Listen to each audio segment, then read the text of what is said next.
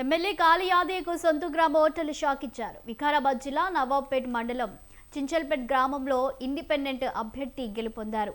Congress party బలపరిచిన అభ్యర్థిపై independent అభ్యర్థి అనంతరాములు గెలుపొందారు. గ్రామ ప్రజలు తనపై ఉంచిన నమ్మకాన్ని వమ్ము చేయనని, ప్రజలకు తోడుగా ఉంటానని అనంతరాములు హామీ ఇచ్చారు.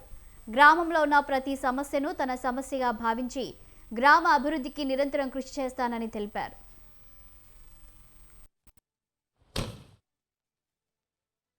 అనసూయ గారు భారీ మెజార్టీతో గెలవడం జరిగింది.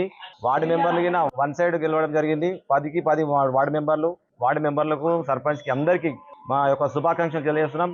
ఇంత పెద్ద మెజార్టీ ఇచ్చినందుకు గ్రామ ప్రజలకి మేము ఎల్లవెల్లా మేము సేవ చేసుకోవడానికి అవకాశం ఇచ్చినందుకు వాళ్ళకి ధన్యవాదాలు చెప్తున్నాం. ఇంకోటి ఏం జరిగిందంటే ఇక్కడ నిలవడానికి కారణం ఒకటి, మాకు జనరల్ సీట్ వచ్చింది. మీకు జనరల్ ఇలవడొద్దు అని చెప్పారు.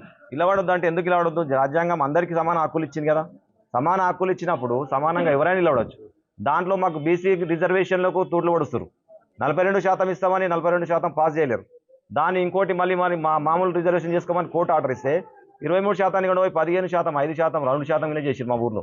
దాని ప్రకారంగా మా బీసీలందరూ మేము నిలబడతామంటే చేయొద్దు అన్నారు. దాని ప్రకారంగా మాకు బీసీలు ఏం చేస్తారు అని ఒకటి అవమానం జరిగింది మా దగ్గర.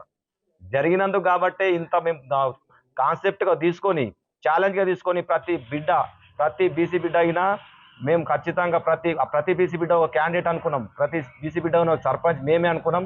ఖచ్చితంగా గెలవాలని ఒకటి కాన్సెప్ట్ పెట్టుకొని చేసినాం. కాబట్టి మాకు మరియు అందరూ బలైన వర్గాలు, ఎస్సీ ఎస్టీ అందరూ మాకు సపోర్ట్ చేశారు. వాళ్ళందరికీ మేము ధన్యవాదాలు తెలియజేస్తున్నాం.